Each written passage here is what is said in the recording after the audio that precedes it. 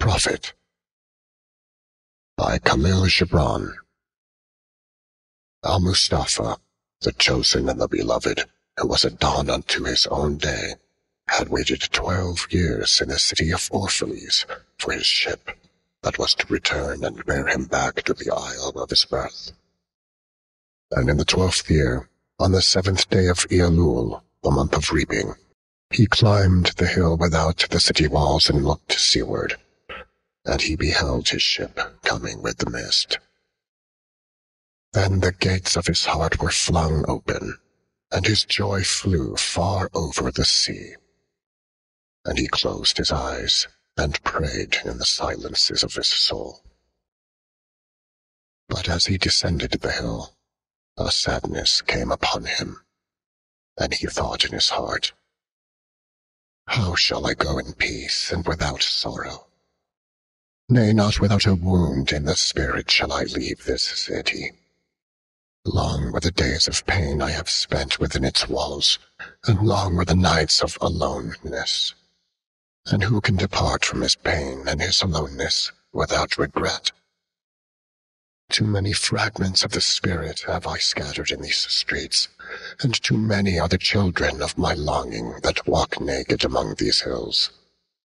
And I cannot withdraw from them without a burden and an ache.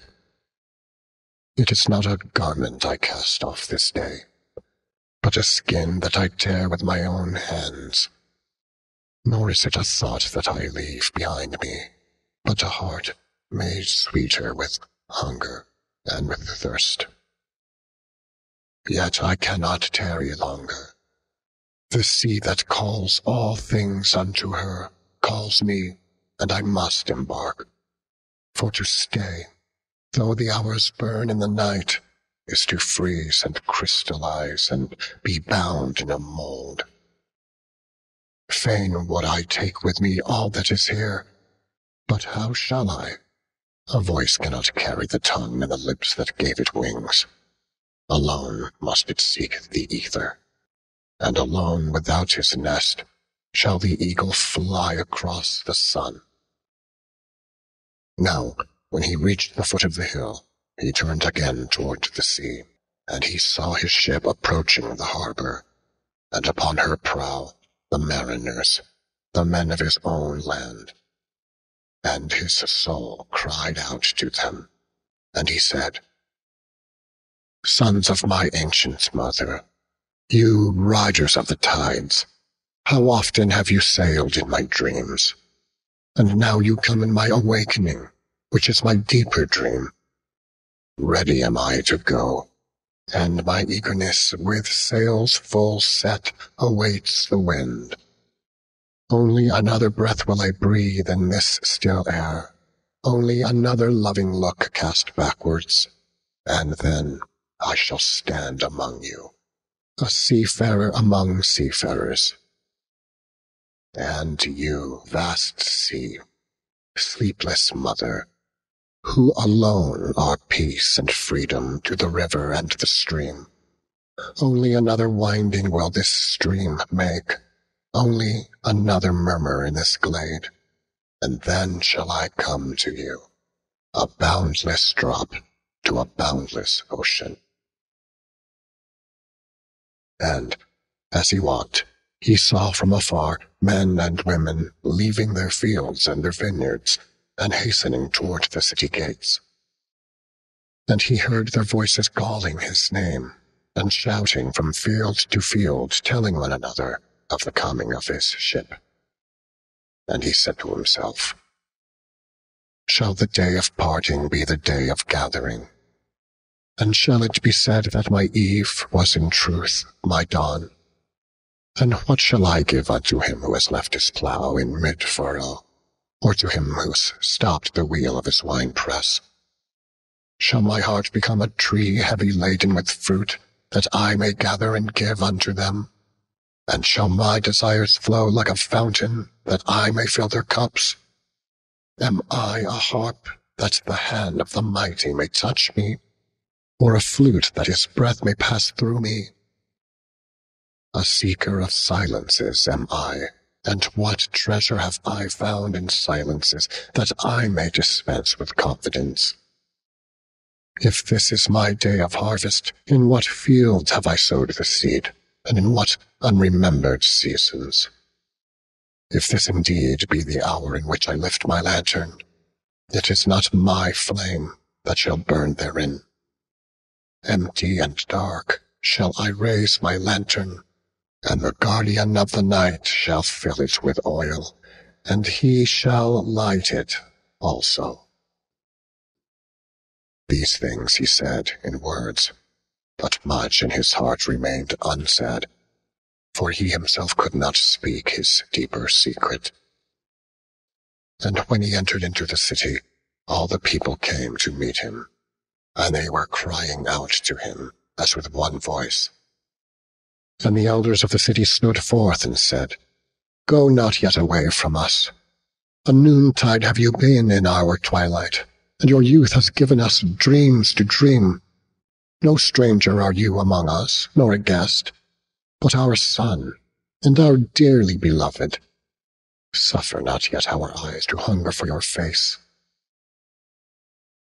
And the priests and the priestesses said unto him, Let not the waves of the sea separate us now, and the years you have spent in our midst become a memory. You have walked among us a spirit, and your shadow has been a light upon our faces. Much we have loved you, but speechless was our love, and with veils has it been veiled.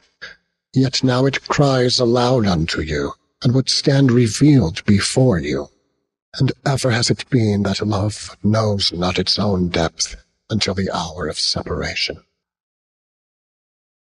And others came also and entreated him, but he answered them not.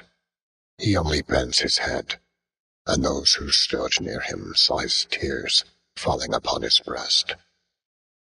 And he and the people proceeded toward the great square before the temple. And there came out of the sanctuary a woman, whose name was Armenta, and she was a seeress. And he looked upon her with exceeding tenderness, for it was he who had first sought and believed in him when he had been but a day in their city. And she hailed him, saying, Prophet of God, in quest of the uttermost, long have you searched the distances for your ship, and now your ship has come, and you must needs go. Deep is your longing for the land of your memories, and the dwelling place of your greater desires, and our love would not bind you, nor our needs hold you.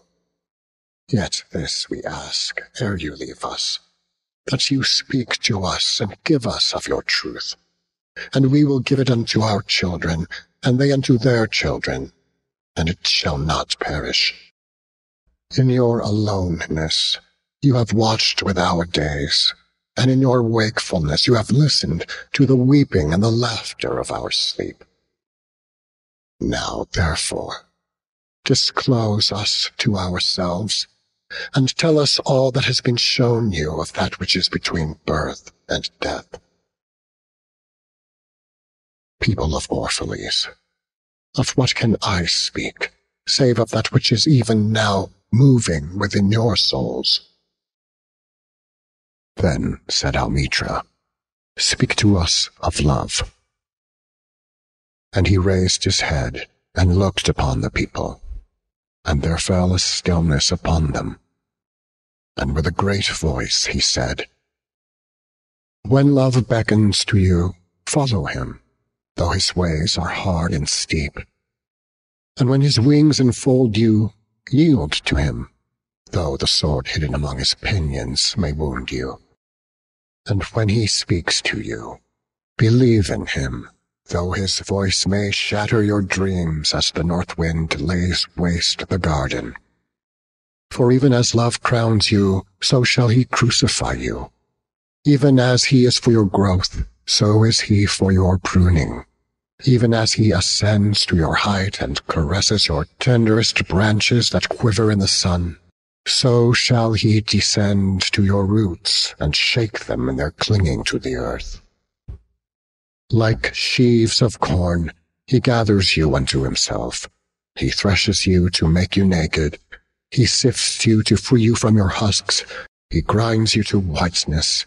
He kneads you until you are pliant. And then he assigns you to his sacred fire, that you may become sacred bread for God's sacred feast. All these things shall love do unto you, that you may know the secrets of your heart, and in that knowledge become a fragment of life's heart.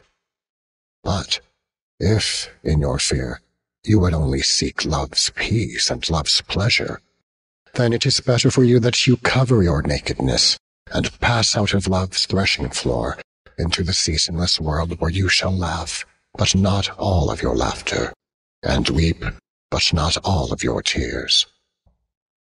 Love gives not but itself, and takes not but from itself. Love possesses not, nor would it be possessed, for love is sufficient unto love. When you love, you should not say, God is in my heart, but rather, I am in the heart of God. And think not you can direct the course of love, for love, if it finds you worthy, directs your course. Love has no other desire but to fulfill itself. But if you love, and must needs have desires, let these be your desires: to melt and be like a running brook that sings its melody to the night, to know the pain of too much tenderness, to be wounded by your own understanding of love, and to bleed willingly and joyfully, to wake at dawn with a winged heart, and give thanks for another day of loving, to rest at the noon hour and meditate love's ecstasy, to return home at eventide with gratitude, and then to sleep with a prayer for the beloved in your heart, and a song of praise upon your lips. Then Almitra spoke again and said, And what of marriage, master? And he answered, saying, You were born together, and together you shall be forevermore. You shall be together when the white wings of death scatter your days. Aye, you shall be together, even in the silent memory of God. But let there be spaces in your togetherness, and let the winds of the heavens dance between you. Love one another, but make not a bond of love. Let it rather be a moving sea between the shores of your souls. Fill each other's cup, but drink not from one cup. Give one another of your bread, but eat not from the same loaf. Sing and dance together, and be joyous, but let each one of you be alone, even as the strings of a lute are alone, though they quiver with the same music. Give your hearts, but not into each other's keeping, for only the hand of life can contain your hearts. And stand together, yet not too near together, for the pillars of the temple stand apart, and the oak tree and the cypress grow not in each other's shadow. And a woman who held a babe against her bosom said, Speak to us of children. And he said, Your children are not your children. They are the sons and daughters of life's longing for itself.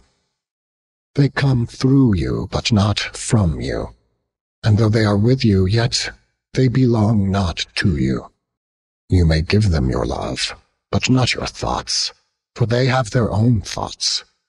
You may house their bodies, but not their souls, for their souls dwell in the house of tomorrow, which you cannot visit, not even in your dreams. You may strive to be like them, but seek not to make them like you. For life goes not backwards, nor tarries with yesterday. You are the bows from which your children, as living arrows, are sent forth. The archer sees the mark upon the path of the infinite, and he bends you with his might, that his arrows may go swift and far. Let your bending in the archer's hand be for gladness. For even as he loves the arrow that flies, so he loves also the bow that is stable. Then said a rich man, Speak to us of giving. And he answered, You give but little when you give of your possessions. It is when you give of yourself that you truly give. For what are your possessions but things you keep and guard for fear you may need them tomorrow? And tomorrow, what shall tomorrow bring to the overprudent dog bearing bones in the trackless sand as he follows the pilgrims to the holy city? And what is fear of need but need itself?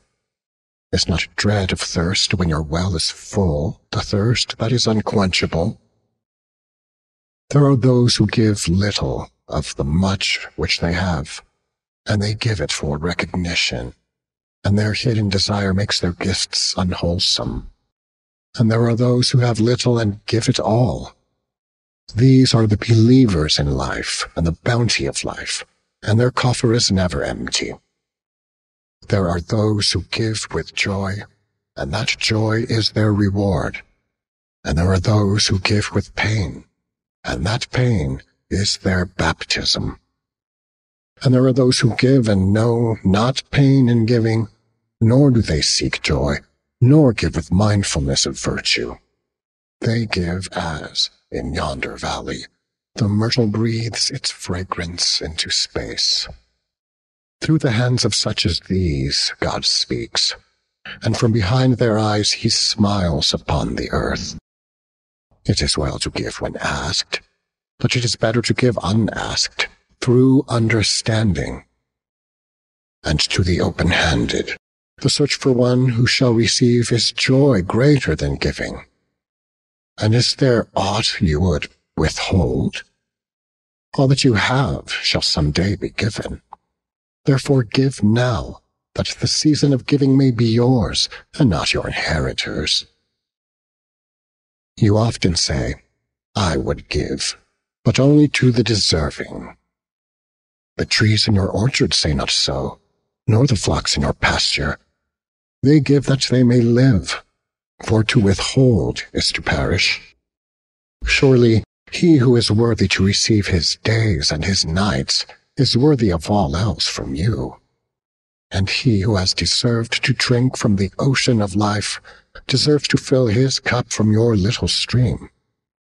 And what desert greater shall there be than that which lies in the courage and the confidence, nay, the charity of receiving?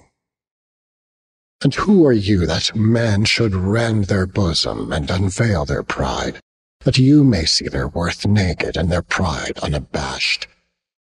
See first that you yourself deserve to be a giver and an instrument of giving.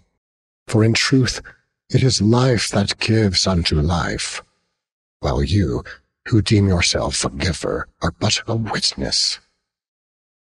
And you, receivers, and you are all receivers, assume no weight of gratitude, lest you lay a yoke upon yourself and upon him who gives. Rather, rise together with the giver on his gifts as on wings. For to be over-mindful of your debt is to doubt his generosity who has the free-hearted earth for mother and God for father. Then an old man, a keeper of an inn, said, Speak to us of eating and drinking. And he said, Would that you could live on the fragrance of the earth, and like an air plant be sustained by the light. But since you must kill to eat, and rob the young of its mother's milk to quench your thirst, let it then be an act of worship, and let your board stand an altar, on which the pure and the innocent of forest and plain are sacrificed, for that which is purer and still more innocent in man. When you kill a beast, say to him in your heart, By the same power that slays you, I too am slain, and I too shall be consumed. For the law that delivered you into my hand shall deliver me into a mightier hand. Your blood and my blood is naught but the sap that feeds the tree of heaven. And when you crush an apple with your teeth, say to it in your heart, your seeds shall live in my body, and the buds of your tomorrow shall blossom in my heart, and your fragrance shall be my breath. And together we shall rejoice through all the seasons. And in the autumn, when you gather the grapes of your vineyard for the winepress, say in your heart, I too am a vineyard, and my fruit shall be gathered for the winepress. And like new wine I shall be kept in eternal vessels. And in winter, when you draw the wine, let there be in your heart a song for each cup, and let there be in the song a remembrance for the autumn days, and for the vineyard, and for the winepress. Then a plowman said, Speak to us of work. And he answered, saying, You work that you may keep pace with the earth and the soul of the earth. For to be idle is to become a stranger unto the seasons, and to step out of life's procession that marches in majesty and proud submission towards the infinite. When you work, you are a flute through whose heart the whispering of the hours turns to music. Which of you would be a reed, dumb and silent, when all else sings together in unison? Always you have been told that work is a curse and labor a misfortune. But I say to you, that when you work, you fulfill a part of earth's furthest dream assigned to you when that dream was born. And in keeping yourself with labor, you are, in truth, loving life. And to love life through labor is to be intimate with life's inmost secret. But if you, in your pain, call birth an affliction, and the support of the flesh a curse written upon your brow, then I answer that naught but the sweat of your brow shall wash away that which is written. You have been told also, life is darkness, and in your weariness you echo what was said by the weary. And I say that life is indeed darkness, save when there is urge. And all urge is blind, save when there is knowledge. And all knowledge is vain, save when there is work. And all work is empty, save when there is love. And when you work with love, you bind yourself to yourself, and to one another, and to God. And what is it to work with love? It is to weave the cloth with threads drawn from your heart, even as if your beloved were to wear that cloth. It is to build a house with affection, even as if your beloved were to dwell in that house. It is to sow seeds with tenderness, and reap the harvest with joy, even as if your beloved were to eat the fruit. It is to charge all things you fashion with the breath of your own spirit, and to know that all the blessed dead are standing about you and watching.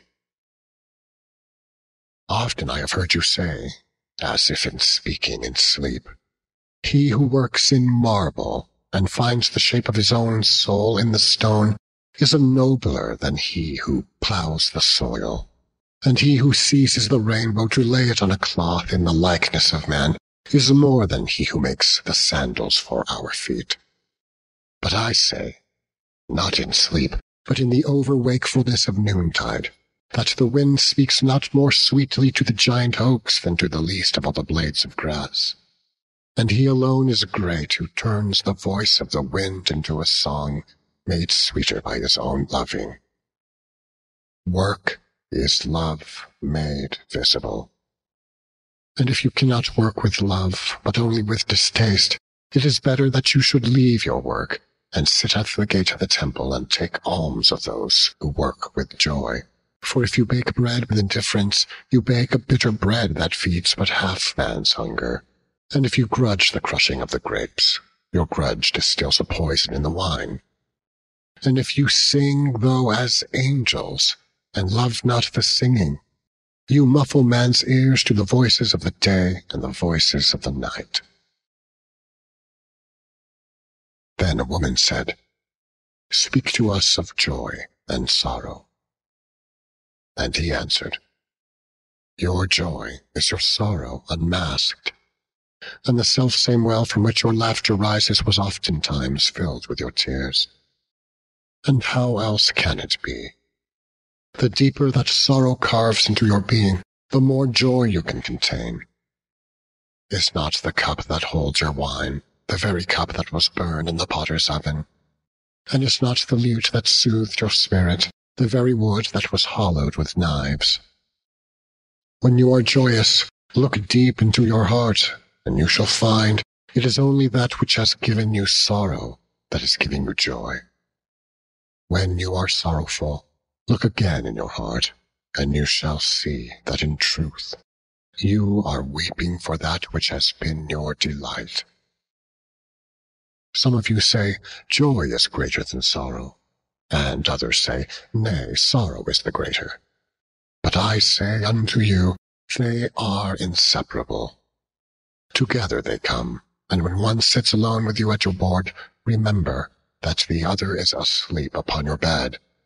Verily, you are suspended like scales between your sorrow and your joy. Only when you are empty are you at standstill and balanced.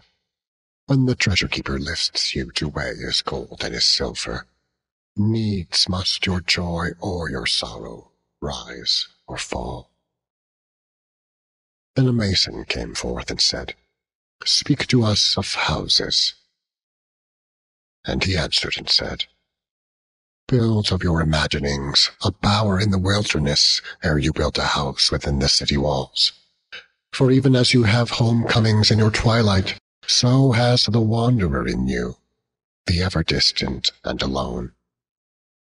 Your house is your larger body. It grows in the sun and sleeps in the stillness of the night, and it is not dreamless. Does not your house dream, and, dreaming, leave the city for grove or hilltop? Would that I could gather your houses into my hand, and like a sower scatter them in forest and meadow. Would the valleys were your streets, and the green paths your alleys, that you might seek one another through vineyards, and come with the fragrance of earth in your garments. But these things are not yet to be. In their fear your forefathers gathered you too near together, and that fear shall endure a little longer. A little longer shall your city walls separate your hearths from your fields. And tell me, people of Orphalese, what have you in these houses, and what is it you guard with fastened doors? Have you peace, the quiet urge that reveals your power? Have you remembrances, the glimmering arches that span the summits of the mind? Have you beauty that leads the heart from things fashioned of wood and stone to the holy mountain? Tell me, have you these in your houses? Or have you only comfort, and the lust for comfort, that stealthy thing that enters the house a guest, and becomes a host, and then a master? Aye, and becomes a tamer, and with hook and scourge makes puppets of your larger desires. Though its hands are silken, its heart is of iron. It lulls you to sleep, only to stand by your bed and jeer at the dignity of the flesh. It makes mock of your sound senses, and lays them in thistledown like fragile vessels. Verily, the lust for comfort murders the passion of the soul, and then walks grinning in the funeral. But you, children of space, you, restless in rest, you shall not be trapped nor tamed. Your house shall not be an anchor, but a mast. It shall not be a glistening film that covers a wound, but an eyelid that guards the eye. You shall not fold your wings that you may pass through doors, nor bend your heads that they strike not against a ceiling, nor fear to breathe lest walls should crack and fall down. You shall not dwell in tombs made by the dead for the living.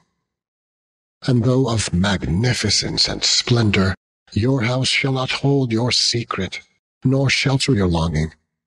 For that which is boundless in you abides in the mansion of the sky, whose door is the morning mist, and whose windows are the songs and the silences of night. And the weaver said, Speak to us of clothes. And he answered, Your clothes conceal much of your beauty, yet they hide not the unbeautiful. And though you seek in garments the freedom of privacy, you may find in them a harness and a chain. Would that you could meet the sun and the wind with more of your skin and less of your raiment. For the breath of life is in the sunlight, and the hand of life is in the wind. Some of you say, It is the north wind who has woven the clothes to wear. And I say, Aye, it was the north wind. But shame was his loom, and the softening of the sinews was his thread. And when his work was done, he laughed in the forest. Forget not that modesty is for a shield against the eye of the unclean. And when the unclean shall be no more, what were modesty but a fetter and a fouling of the mind? And forget not that the earth delights to feel your bare feet, and the winds long to play with your hair. And a merchant said, Speak to us of buying and selling. And he answered and said, To you the earth yields her fruit, and you shall not want if you but know how to fill your hands. It is in exchanging the gifts of the earth that you should find abundance and be satisfied. Yet, unless the exchange be in love and kindly justice, it will but lead some to greed and others to hunger. When in the marketplace you, toilers of the sea and fields and vineyards, meet the weavers and the potters and the gatherers of spices, invoke then the master spirit of the earth to come into your midst and sanctify the scales and the reckoning that weighs value against value. And suffer not the barren-handed to take part in your transactions, who would sell their words for your labor. To such men you should say, Come with us to the field, or go with our brothers to the sea and cast your net. For the land and the sea shall be bountiful to you, even as to us. And if there come the singers and the dancers and the flute players, buy of their gifts also. For they too are gatherers of fruit and frankincense, and that which they bring, though fashioned of dreams, is raiment and food for your soul. And before you leave the marketplace, see that no one has gone his way with empty hands. For the master spirit of the earth shall not sleep peacefully upon the wind, till the needs of the least of you are satisfied. Then one of the judges of the city stood forth and said, Speak to us of crime and punishment. And he answered, saying, It is when your spirit goes wandering upon the wind that you, alone and unguarded, commit a wrong unto others, and therefore unto yourself. And for that wrong committed must you knock and wait a while, unheeded, at the gate of the blessed. Like the ocean is your God-self. It remains forever undefiled, and like the ether it lifts but the winged. Even like the sun is your God-self.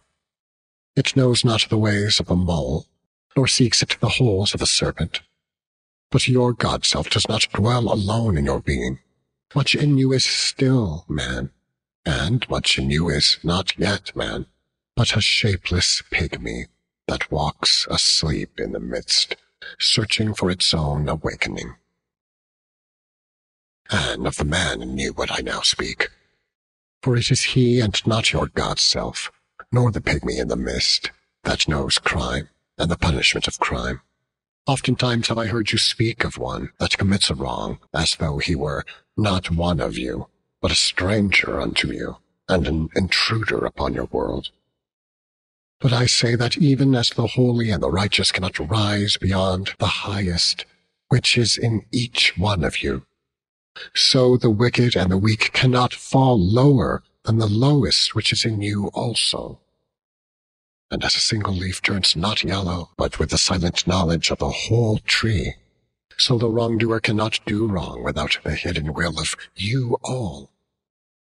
Like a procession, you walk together towards your God's self. You are the way, and the wayfarers. And when one of you falls down, he falls for those behind him, a caution against the stumbling stone. Aye, and he falls for those ahead of him, who, though faster and surer of foot, yet removed not the stumbling stone. And this also, though the word lie heavy upon your hearts, the murdered is not unaccountable for his own murder, and the robbed is not blameless in being robbed. The righteous is not innocent of the deeds of the wicked, and the white-handed is not clean in the doings of the felon. Yea, the guilty is oftentimes the victim of the injured, and still more often the condemned is the burden-bearer for the guiltless and unblamed. You cannot separate the just from the unjust, and the good from the wicked, for they stand together before the face of the sun, even as the black thread and the white are woven together. And when the black thread breaks, the weaver shall look into the whole cloth, and he shall examine the loom also. If any of you would bring to judgment the unfaithful wife, let him also weigh the heart of her husband in scales, and measure his soul with measurements. And let him who would lash the offender look unto the spirit of the offended. And if any of you would punish in the name of righteousness, and lay the axe unto the evil tree, let him see to its roots. And verily he will find the roots of the good and the bad, the fruitful and the fruitless, all entwined together in the silent heart of the earth. And you judges who would be just, what judgment pronounce you upon him who, though honest in the flesh, yet is a thief in spirit? What penalty lay you upon him who slays in the flesh, yet is himself slain in the spirit? And how prosecute you him who in action is a deceiver and an oppressor, yet who also is aggrieved and outraged? And how shall you punish those whose remorse is already greater than their misdeeds? Is not remorse the justice which is administered by that very law which you would fain serve? Yet you cannot lay remorse upon the innocent, nor lift it from the heart of the guilty. Unbidden shall it call in the night, that men may wake and gaze upon themselves. And you who would understand justice, how shall you, unless you look upon all deeds in the fullness of light? Only then shall you know that the erect and the fallen are but one man standing in twilight between the night of his pygmy self and the day of his God self, and that the cornerstone of the temple is not higher than the lowest stone in its foundation. Then a lawyer said, "But what of our laws, master?" And he answered, "You delight in laying down laws, yet you delight more in breaking them. Like children playing by the ocean who build sand towers with constancy and then destroy them with laughter. But while you build your sand towers, the ocean brings more sand to the shore. And when you destroy them, the ocean laughs with you. Verily the ocean laughs always with the innocent. But what of those to whom life is not an ocean, and man-made laws are not sand towers, but to whom life is a rock, and the law a chisel, with which they would carve it in their own likeness? What of the cripple who hates dancers? What of the ox who loves his yoke, and deems the elk and deer of the forest stray and vagrant things? What of the old serpent who cannot shed a skin, and calls all others naked and shameless? And of him who comes early to the wedding feast, and, when overfed and tired, goes his way, saying that all feasts are violation, and all feasters lawbreakers? What shall I say of these, save that they too stand in the sunlight, but with their backs to the sun? They see only their shadows, and their shadows are their laws. And what is the sun to them but a caster of shadows? And what is it to acknowledge the laws but to stoop down and trace their shadows upon the earth? But you, who walk facing the sun, what images drawn on the earth can hold you? You who travel with the wind, what weather vane shall direct your course? What man's law shall bind you if you break your yoke, but upon no man's prison door? What loss shall you fear if you dance, but stumble against no man's iron chains? And who is it that shall bring you to judgment if you tear off your garment, yet leave it in no man's path? People of Orphalese, you can muffle the drum, and you can loosen the strings of the lyre, but who shall command the skylark not to sing? Then an orator said, "Speak to us of freedom." And he answered, "At the city gate and by your fireside I've seen you prostrate yourself and worship your own freedom, even as slaves humble themselves before a tyrant and praise him though he slays them. I, in the grove of the temple, and in the shadow of the citadel, I've seen the freest among you wear their freedom as a yoke and a handcuff, and my heart bled within me. For you can only be free when even the desire of seeking freedom becomes a harness to you, and when you cease to speak of freedom as a goal and a fulfillment. You shall be free indeed when your days are not without a care, nor your nights without a want and a grief, but rather when these things girdle your life, and yet you rise above them naked and unbound. And how shall you rise beyond your days and nights unless you break the chains which you, at the dawn of your understanding, have fastened around your noon hour? In truth, that which you call freedom is the strongest of these chains, though its links glitter in the sun and dazzle your eyes. Then what is it but fragments of your own self you would discard that you may become free? If it is an unjust law you would abolish, that law was written with your own hand upon your own forehead. You cannot erase it by burning your law books, nor by washing the foreheads of your judges, though you pour the sea upon them. And if it is a despot you would dethrone, see first that his throne erected within you is destroyed. For how can a tyrant rule the free and the proud, but for a tyranny in their own freedom, and a shame in their own pride? And if it is a care you would cast off, that card has been chosen by you, rather than imposed upon you. And if it is a fear you would dispel, the seat of that fear is in your heart, and not in the hand of the feared. Verily all things move within your being in constant half-embrace, the desire and the dreaded, the repugnant and the cherished, the pursued and that which you would escape. These things move within you as lights and shadows in pairs that cling. And when the shadow fades and is no more, the light that lingers becomes a shadow to another light, and thus your freedom, when it looses its fetters, becomes itself the fetter of a greater freedom. And the priestess spoke again and said, "Speak to us of reason and passion." And he answered, saying, "Your soul is oftentimes a battlefield, upon which your reason and your judgment wage war against your passion and your appetite.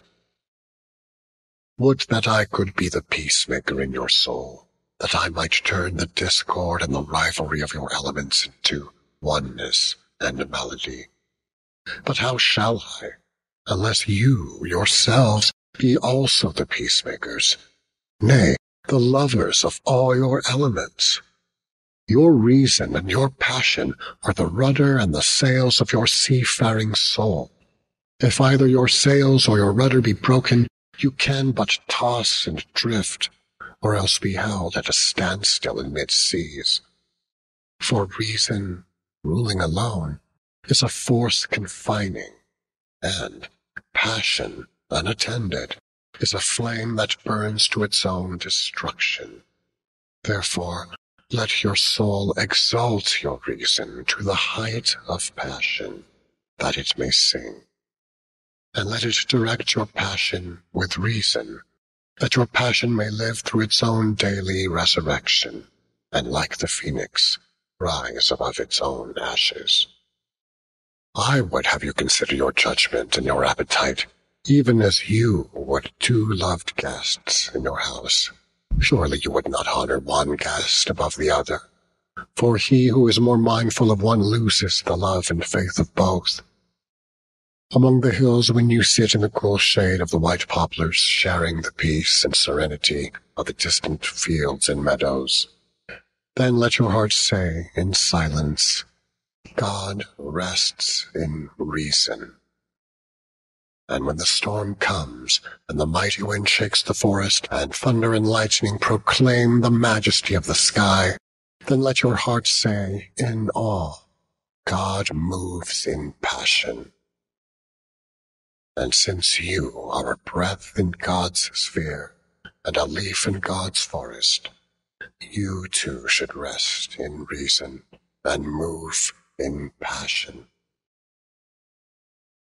And a woman spoke, saying, Tell us of pain. And he said, Your pain is the breaking of the shell that encloses your understanding. Even as the stone of the fruit must break, that its heart may stand in the sun, so must you know pain. Could you keep your heart in wonder at the daily miracles of your life, your pain would not seem less wondrous than your joy, and you would accept the seasons of your heart, even as you have always accepted the seasons that pass over your fields, and you would watch with serenity through the winters of your grief. Much of your pain is self-chosen. It is the bitter potion by which the physician within you heals your sick self. Therefore, trust the physician, and drink his remedy in silence and tranquility. For his hand, though heavy and hard, is guided by the tender hand of the unseen. And the cup he brings, though it burn your lips, has been fashioned of the clay which the potter has moistened with his own sacred tears. And the man said, Speak to us of self-knowledge. And he answered, saying, Your hearts know in silence the secrets of the days and the nights, but your ears thirst for the sound of your heart's knowledge. You would know in words that which you have always known in thought. You would touch with your fingers the naked body of your dreams, and it is well you should. The hidden wellspring of your soul must needs rise and run, murmuring to the sea, and the treasure of your infinite depths would be revealed to your eyes. But let there be no scales to weigh your unknown treasure, and seek not the depths of your knowledge with staff or sounding line. For self is a sea boundless and measureless. Say not, I have found the truth, but rather, I have found a truth, Say not, I have found the path of the soul. Say rather, I have met the soul walking upon my path. For the soul walks upon all paths. The soul walks not upon a line, neither does it grow like a reed. The soul unfolds itself like a lotus of countless petals. Then said a teacher, Speak to us of teaching. And he said, No man can reveal to you aught but that which already lies half asleep in the dawning of your knowledge. The teacher who walks in the shadow of the temple among his followers gives not of his wisdom, but rather of his faith and his lovingness. If he is indeed wise, he does not bid you enter the house of his wisdom, but rather leads you to the thresholds of your own mind. The astronomer may speak to you of his understanding of space, but he cannot give you his understanding. The musician may sing to you of the rhythm which is in all space, but he cannot give you the ear which arrests the rhythm, nor the voice that echoes it. And he who is versed in the science of numbers can tell of the regions of weight and measure, but he cannot conduct you thither. For the vision of one man lends not its wings to another man. And even as each one of you stands alone in God's knowledge, so must each one of you be alone in his knowledge of God and in his understanding of the earth. And a youth said, Speak to us of friendship. And he answered, saying, Your friend is your needs answered. He is your field which you sow with love and reap with thanksgiving. And he is your board and your fireside, for you come to him with your hunger, and you seek him for peace. When your friend speaks his mind, you fear not the nay in your own mind, nor do you withhold the I. And when he is silent, your heart ceases not to listen to his heart. For without words, in friendship, all thoughts, all desires, all expectations are born and shared with joy that is unacclaimed. When you part from your friend, you grieve not, for that which you love most in him may be clearer in his absence, as the mountain to the climber is clearer from the plain. And let there be no purpose in friendship save the deepening of the spirit. For love that seeks aught but the disclosure of its own mystery is not love, but a net cast forth, and only the unprofitable is caught. And let your best be for your friend. If he must know the ebb of your tide, let him know its flood also. For what is your friend that you should seek him with hours to kill?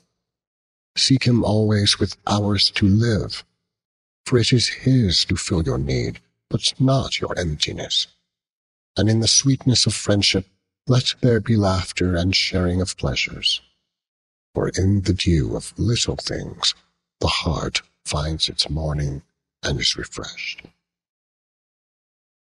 And then a scholar said, Speak of talking. And he answered, saying, You talk when you cease to be at peace with your thoughts. And when you can no longer dwell in the solitude of your heart, you live in your lips, and sound is a diversion and a pastime. And in much of your talking, thinking is half murdered. For thought is a bird of space, that in a cage of words may indeed unfold its wings, but cannot fly. There are those among you who seek the talkative through fear of being alone. The silence of aloneness reveals to their eyes their naked selves, and they would escape. And there are those who talk and, without knowledge or forethought, reveal a truth which they themselves do not understand.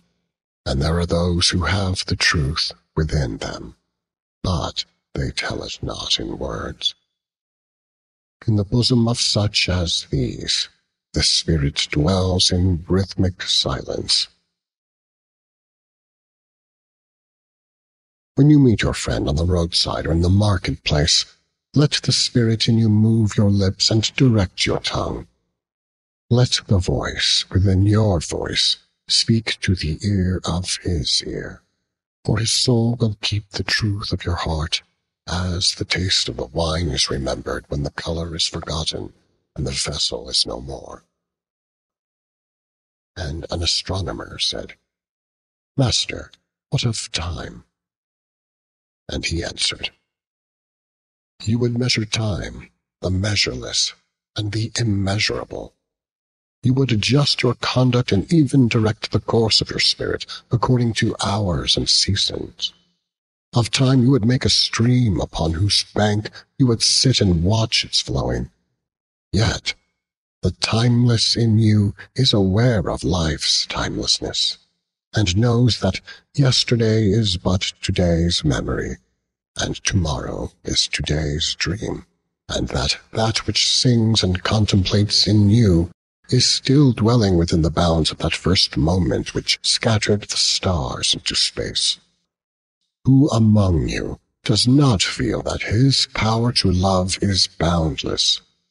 And yet, who does not feel that very love, though boundless, encompassed within the center of his being, and moving not from love thought to love thought, nor from love deeds to other love deeds?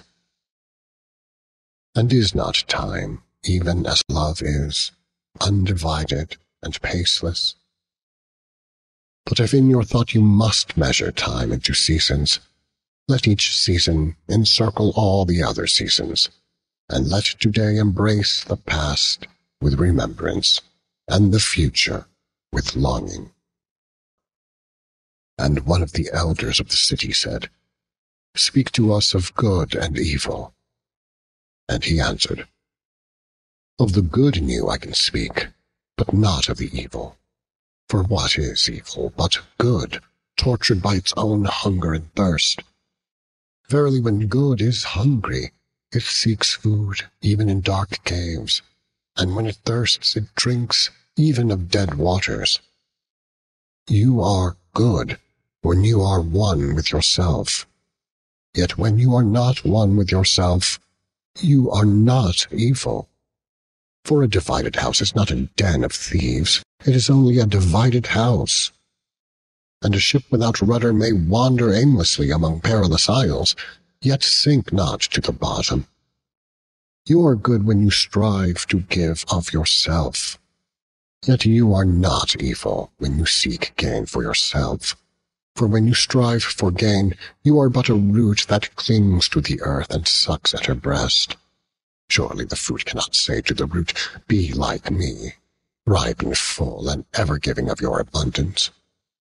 For to the fruit, giving is a need, as receiving is a need to the root. You are good when you are fully awake in your speech. Yet you are not evil when you sleep, while your tongue staggers without purpose. And even stumbling speech may strengthen a weak tongue. You are good when you walk to your goal firmly and with bold steps. Yet you are not evil when you go thither limping. Even those who limp go not backward.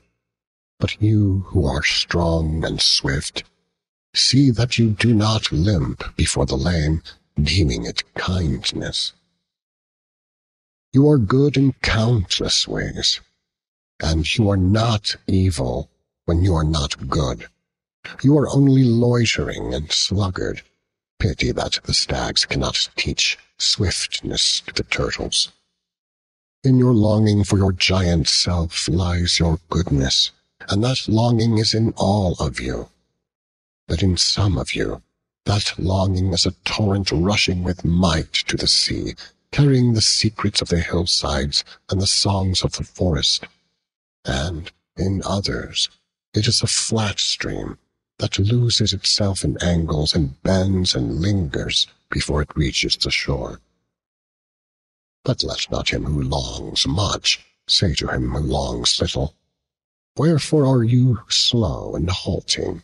For the truly good ask not the naked, Where is your garment? Nor the houseless, What has befallen your house? Then a priestess said, Speak to us of prayer. And he answered, saying, You pray in your distress and in your need. Would that you might pray also in the fullness of your joy, and in your days of abundance. For what is prayer but the expansion of yourself into the living ether? And if it is for your comfort to pour your darkness into space, it is also for your delight to pour forth the dawning of your heart. And if you cannot but weep when your soul summons you to prayer, she should spur you again and yet again, though weeping, until you shall come laughing. When you pray, you rise to meet in the air those who are praying at that very hour, and whom, save in prayer, you may not meet. Therefore let your visit to that temple invisible be for naught but ecstasy and sweet communion. For if you should enter the temple for no other purpose than asking, you shall not receive. And if you should enter into it to humble yourself, you shall not be lifted. Or even if you should enter into it to beg for the good of others, you shall not be heard. It is enough that you enter the temple invisible. I cannot teach you how to pray in words. God listens not to your words, save when he himself utters them through your lips. And I cannot teach you the prayer of the seas and the forests and the mountains. But you who are born of the mountains and the forests and the seas can find their prayer in your heart. And if you but listen in the stillness of the night, you shall hear them saying in silence, Our God, who art our winged self, it is thy will in us that willeth. It is thy desire in us that desireth.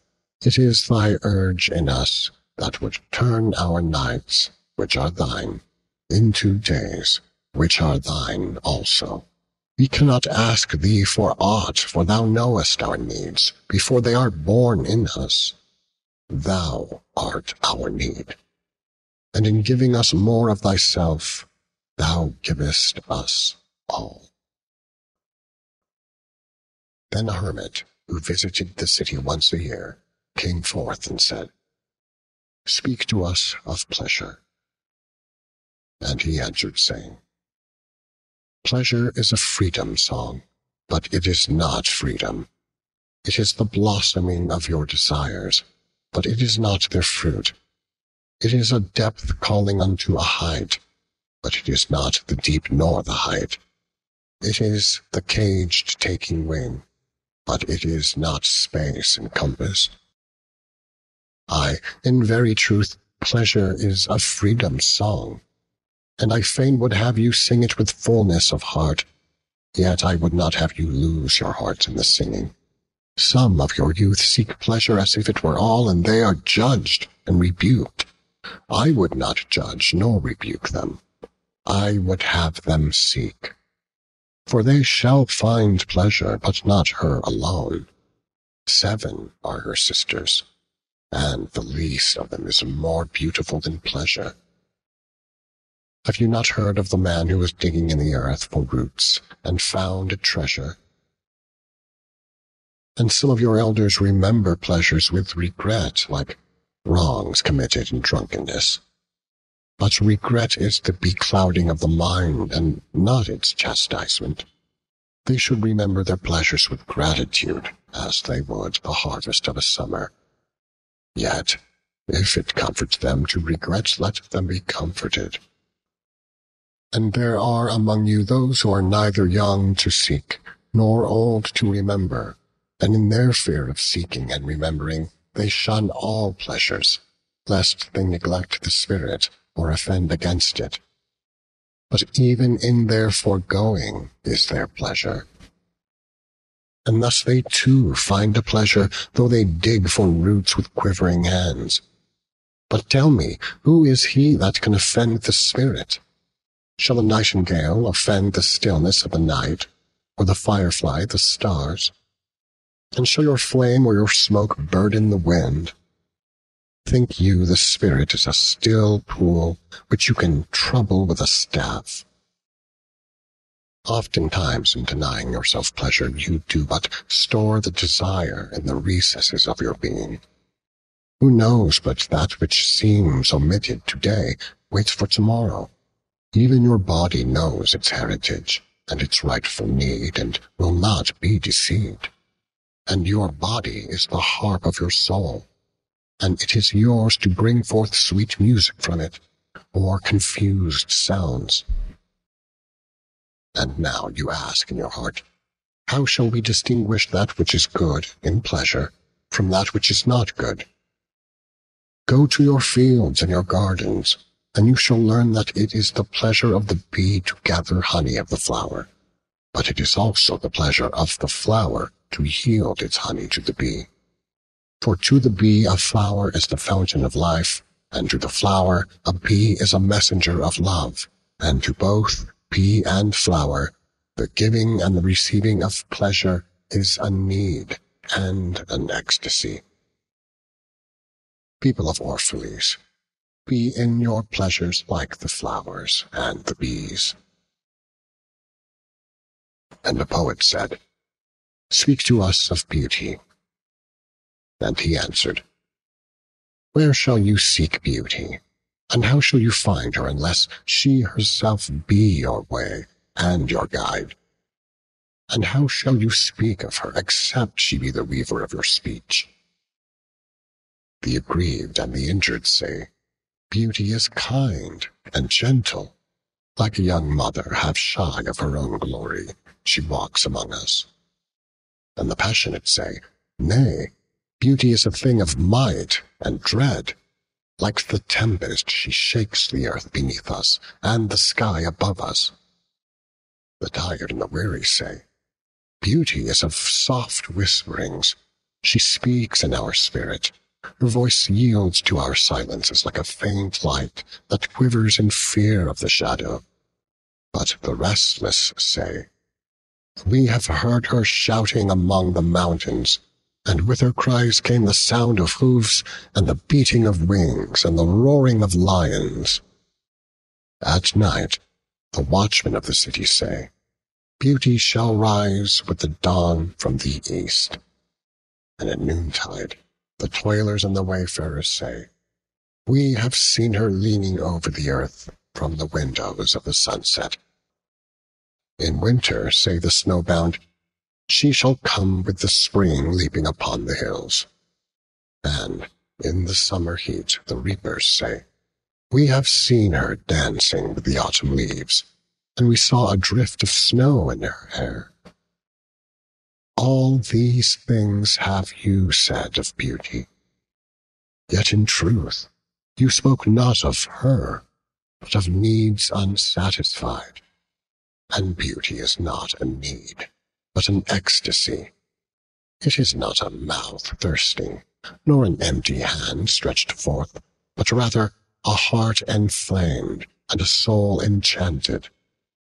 It is not the image you would see, nor the song you would hear, but rather an image you see, though you close your eyes, and a song you hear, though you shut your ears. It is not the sap within the furrowed bark, nor a wing attached to a claw, but rather a garden forever in bloom, and a flock of angels forever in flight. People of Orphalese, beauty is life when life unveils her holy face. But you are life, and you are the veil. Beauty is eternity gazing at itself in a mirror. But you are eternity, and you are the mirror.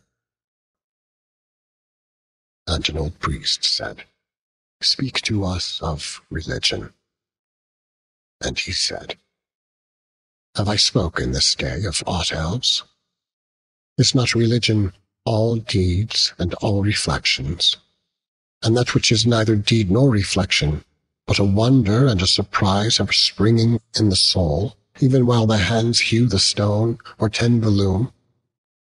Who can separate his faith from his actions, or his belief from his occupations? Who can spread his hours before him, saying, "This is for God, and this for myself, this for my soul, and this other for my body"? All your hours are wings that beat through space from self to self. He who wears his morality but as his best garment were better naked. The wind and the sun will tear no holes in his skin. And he who defines his conduct by ethics imprisons his songbird in a cage. The freest song comes not through bars and wires. And he to whom worshipping is a window to open, but also to shut, has not yet visited the house of his soul, whose windows are from dawn to dawn. Your daily life is your temple and your religion. Whenever you enter it, take with you your all. Take the plow and the forge and the mallet and the lute, the things you have fashioned in necessity or for delight. For in reverie you cannot rise above your achievements, nor fall lower than your failures. And take with you all men, for in adoration you cannot fly higher than their hopes, nor humble yourself lower than their despair. And if you would know God, be not therefore a solver of riddles. Rather look about you, and you shall see him playing with your children. And look into space, you shall see him walking in the cloud, outstretching his arms in the lightning and descending rain. You shall see him smiling in flowers, then rising and waving his hands in trees. Then Almitra spoke, saying, "We would ask now of death." And he said, "You would know the secret of death, but how shall you find it unless you seek it in the heart of life? The owl, whose night-bound eyes are blind unto the day, cannot unveil the mystery of light. If you would indeed behold the spirit of death, open your heart wide unto the body of life.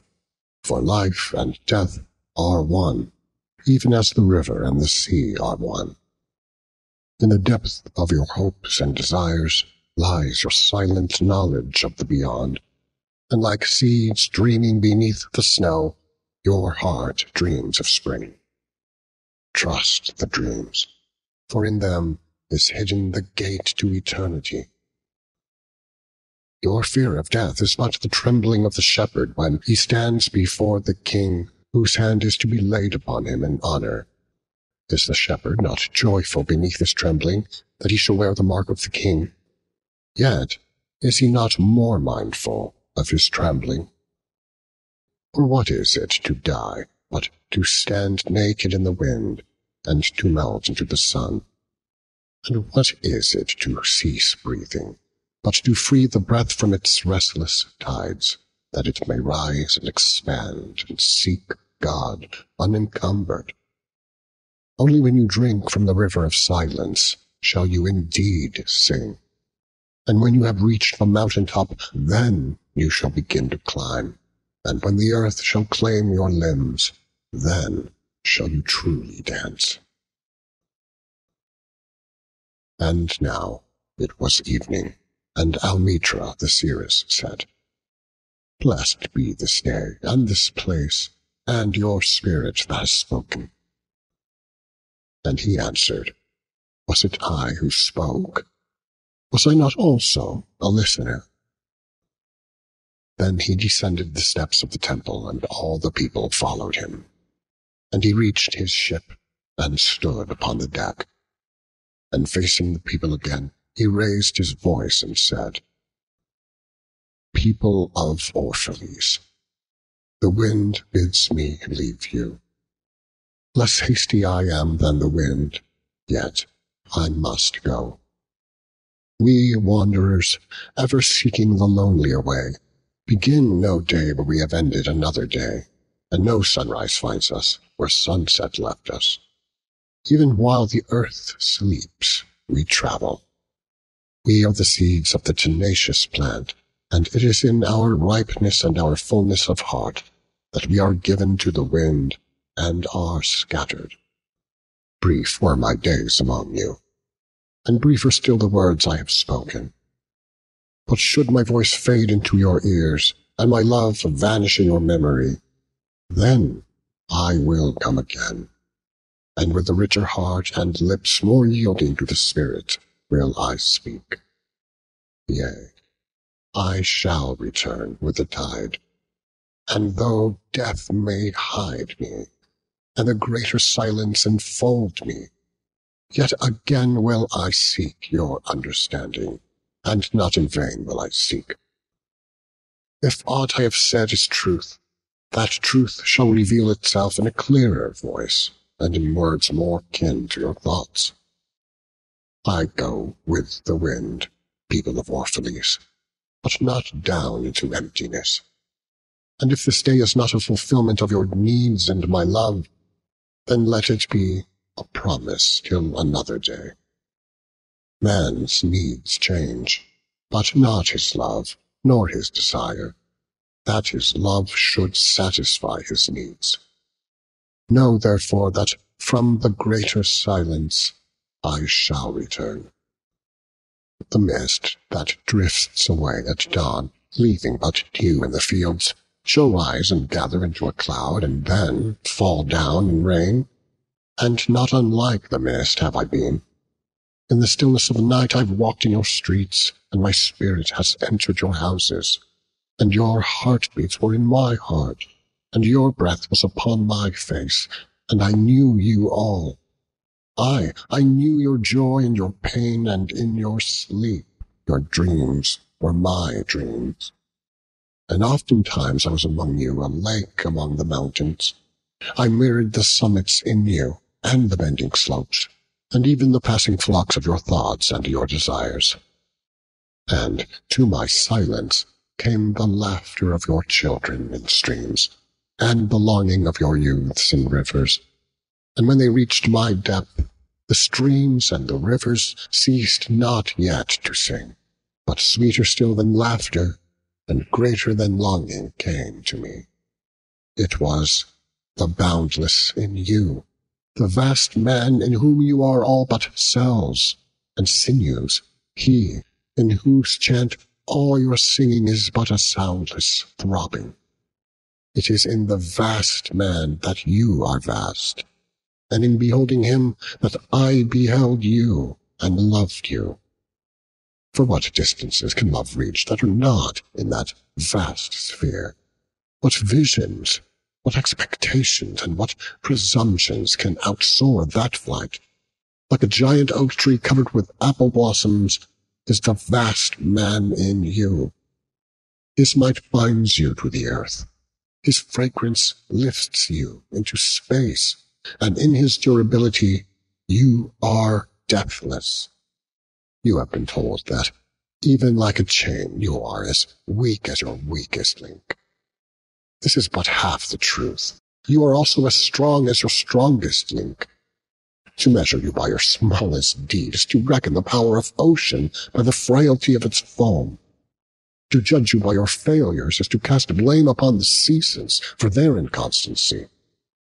Aye, you are like an ocean, and though heavy-grounded ships await the tide upon your shores, yet even like an ocean, you cannot hasten your tides. And like the seasons, you are also.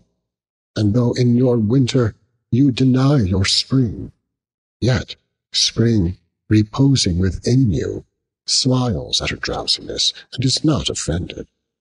Think not I say these things in order that you may say the one to the other, he praised us well, he saw but the good in us. I only speak to you in words of that which you yourselves know in thought. And what is word knowledge but a shadow of wordless knowledge? Your thoughts and my words are waves from a sealed memory that keeps records of our yesterdays and of the ancient days, when the earth knew not us, nor herself, and of nights, when earth was upwrought with confusion, wise men have come to you to give you of their wisdom. I came to take of your wisdom, and behold, I have found that which is greater than wisdom. It is a flame spirit in you, ever gathering more of itself, while you, heedless of its expansion, bewail the withering of your days. It is life in quest of life, in bodies that fear the grave. There are no graves here. These mountains and plains are a cradle and a stepping stone. Whenever you pass by the field where you have laid your ancestors, look well thereupon, and you shall see yourselves and your children dancing hand in hand. Verily, you often make merry without knowing. Others have come to you to whom for golden promises made unto your faith you have given much riches and power and glory. Less than a promise have I given, and yet more generous have you been to me. You have given me my deeper thirsting after life.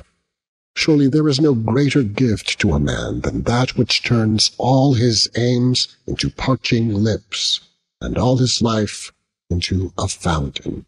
And in this lies my honor and my reward, that whenever I come to the fountain to drink, I find the living water itself thirsty, and it drinks me while I drink it.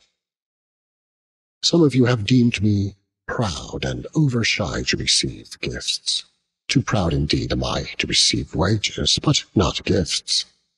And though I have eaten berries among the hills when you would have had me sit at your board, and slept in the portico of the temple when you would gladly have sheltered me, yet was it not your loving mindfulness of my days and my nights that made food sweet to my mouth, and girdled my sleep with visions? For this I bless you most. You give much, and know not that you give at all. Verily the kindness that gazes upon itself in a mirror turns to stone, and a good deed that calls itself by tender names becomes the parent to a curse. And some of you have called me aloof, and drunk with my own aloneness, and you have said, he holds counsel with the trees of the forest, but not with men. He sits alone on hilltops and looks down upon our city. True, it is that I have climbed the hills and walked in remote places. How could I have seen you, save from a great height or a great distance? How can one be indeed near unless he is far? And others among you called unto me, not in words. And they said, Stranger, stranger, lover of unreachable heights, why dwell you among the summits where eagles build their nests?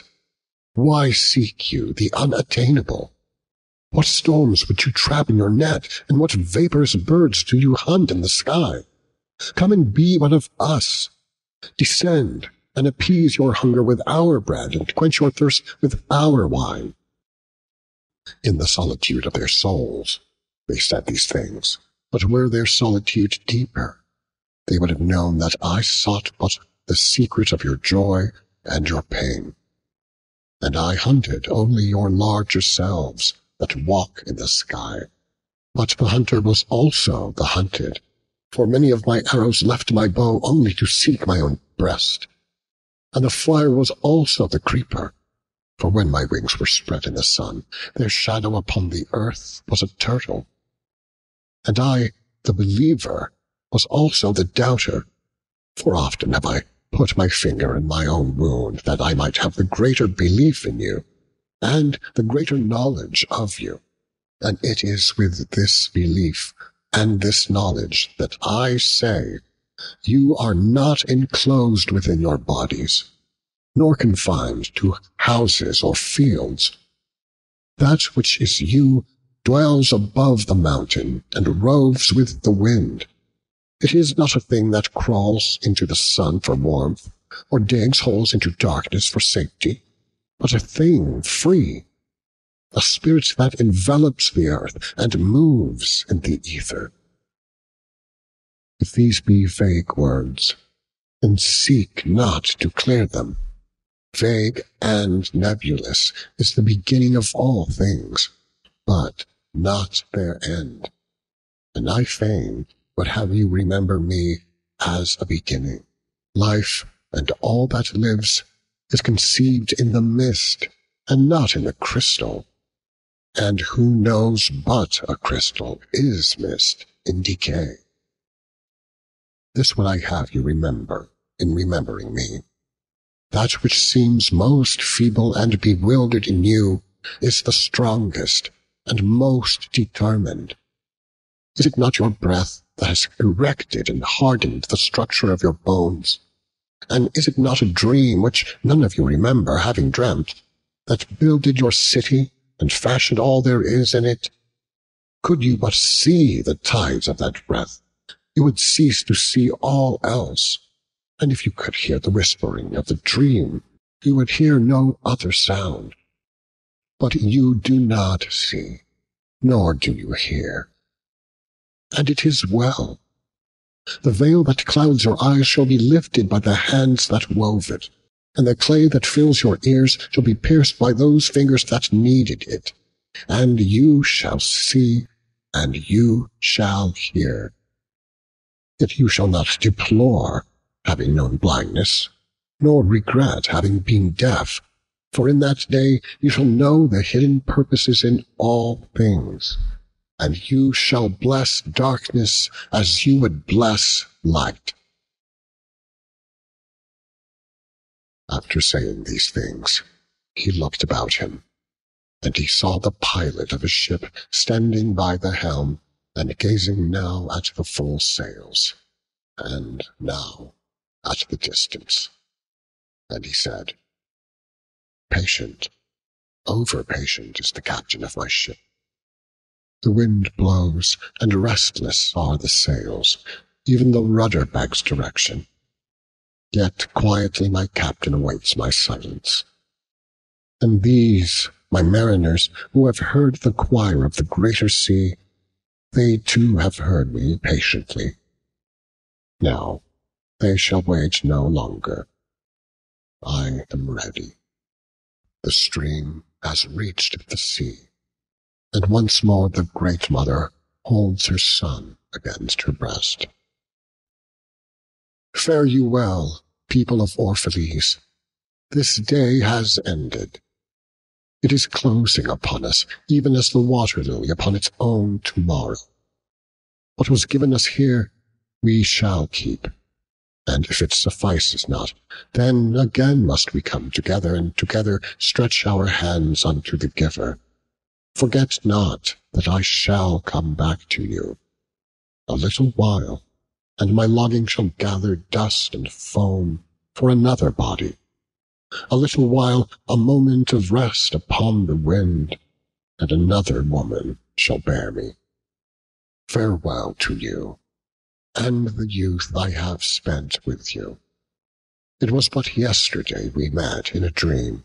You have sung to me in my aloneness, and I of your longings have built a tower in the sky.